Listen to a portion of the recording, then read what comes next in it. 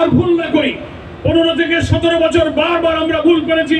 অনেক সময় রাজনৈতিক নেতৃত্বের ভুল হয়েছে, পলিসি মেকিং এ ভুল হয়েছে। আজকে সমস্ত রক্তদানের পর জন আকাঙ্ক্ষার প্রতিফলন হিসেবে আপনারা আজকে দায়িত্ব নিয়েছেন। আপনাদের কাছে আর এমন কোনো ভুল সিদ্ধান্ত, ভুল পলিসি আমরা দেখতে চাই না। প্রিয় ভাইরা আমার, আজকে তাই একটি রাজনৈতিক দলের প্রতিনিধি হিসেবে আমাদের আহ্বান থাকবে এই সরকারের প্রতি, দেশবাসীর প্রতি, অন্তর্বর্তীকালীন সরকারের এই নির্বাচনে যাওয়ার যে পথ, একটি নতুন স্বাধীনতা, নতুন বিপ্লবের পরে আমাদের জাতির সামনে যে নিউ ডাইমেনশন, সেটাকে কি করে জাতির জন্য একটি নিরাপদ, সমৃদ্ধ, ক্ষুধা দারিদ্র্যমুক্ত, অন্নহীন, বস্ত্রহীন, নিরন্ন মানুষের দুঃখ দূর করে একটি চমৎকার সমৃদ্ধ বাংলাদেশ উপহার দেওয়ার জন্য শহীদদের রক্তের দায় আমরা শোধ করতে পারি, সেই বাংলাদেশ নির্মাণের জন্য আমাদের মধ্যে একটা জাতীয় ঐক্য, একটা চিন্তার ঐক্য, সেই ঐক্যের ভিত্তি হতে হবে। 5ই আগস্টের বিপ্লবের চেতনা হবে সেই ঐক্যের ভিত্তি।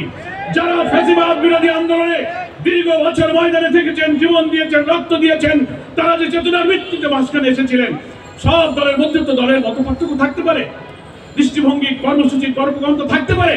কই 5ই আগস্টের ব্যাপারে তো আমাদের মধ্যে কোনো মতপার্থক্য ছিল না। আমরা এক দফার আন্দোলনে তখন রক্ত দিয়েছি, আমাদের সোনার ছেলেরা জীবন দিয়েছে। এখন জাতীয় পলিসি নির্ধারণে জাতীয় নির্বাচন সামনে আসছে, এখানেও আমি মনে করি ফ্যাসিবাদ বিরোধী আন্দোলনের মাঠে থাকা রাজনৈতিক দলের মধ্যে একটি চিন্তার ঐক্য এমন থাকতে হবে। অনেক নির্বাচনী কৌশল আছে, জাতীয় ঐক্যের ভিত্তিতে আমরা এমন একটি নির্বাচনী পন্থা অবলম্বন করতে পারি যে জাতীয় নির্বাচনের মধ্য দিয়ে আওয়ামী ফ্যাসিবাদকে রাজনৈতিকভাবে এখানে আমরা নিঃশেষ করে দিতে পারি। কিন্তু ফ্যাসিবাদ বিরোধী আন্দোলনের রাজনৈতিক দলের মধ্যে যদি ঐক্য বিভেদ সৃষ্টি করার মতো কোনো কথা, কোনো ভূমিকা, কোনো বক্তব্য, কোনো ইশারা, কোনো ইঙ্গিত, এমনকি আমি খুব বিনয়ের সাথে ক্ষমা চেয়ে বলতে চাই, কোনো মিডিয়া সংবাদ মাধ্যম রাজনৈতিক নেতৃবৃন্দের বক্তব্যের প্রতি সুবিচার না করে 3 দিকে 4 দিকের কথাকে এমন ভাবে প্রেজেন্ট করেন, মানুষের মধ্যে বিভ্রান্তি তৈরি হয়। সভ্যতার ব্যারোমিটার হচ্ছে সাংবাদিকতা। এই দেশ, এই জাতিকে যদি সভ্যতার শীর্ষে আমরা নিতে চাই, তাহলে প্রেস ক্লাব হচ্ছে সকল মুক্ত পথ, মুক্ত চিন্তা, সভ্যতার সবচেয়ে মিলন কেন্দ্র। এখানে কলম যোদ্ধা, সংবাদপত্রের সাথে যারা সৈনিক হিসেবে কাজ করছেন, তারাও কিন্তু একটি জাতীয় ঐক্য বিনির্মাণের জন্য, একটি নিরপেক্ষ নির্বাচনের জন্য, ফ্যাসিবাদ বিরোধী সমস্ত রাজনৈতিক দলের ঐক্য গঠনের জন্য কিভাবে আপনি সংবাদ পরিবেশন করবেন, বক্তব্যগুলো কিভাবে আপনি মানুষের কাছে তুলে ধরবেন, স্টাইল অফ প্রেজেন্টেশনটা কিন্তু একটা গুরুত্বপূর্ণ ব্যাপার। সাংবাদিকদেরকে সে বিষয়ে নজর রাখার জন্য আমি বিনয়ের সাথে অনুরোধ করব।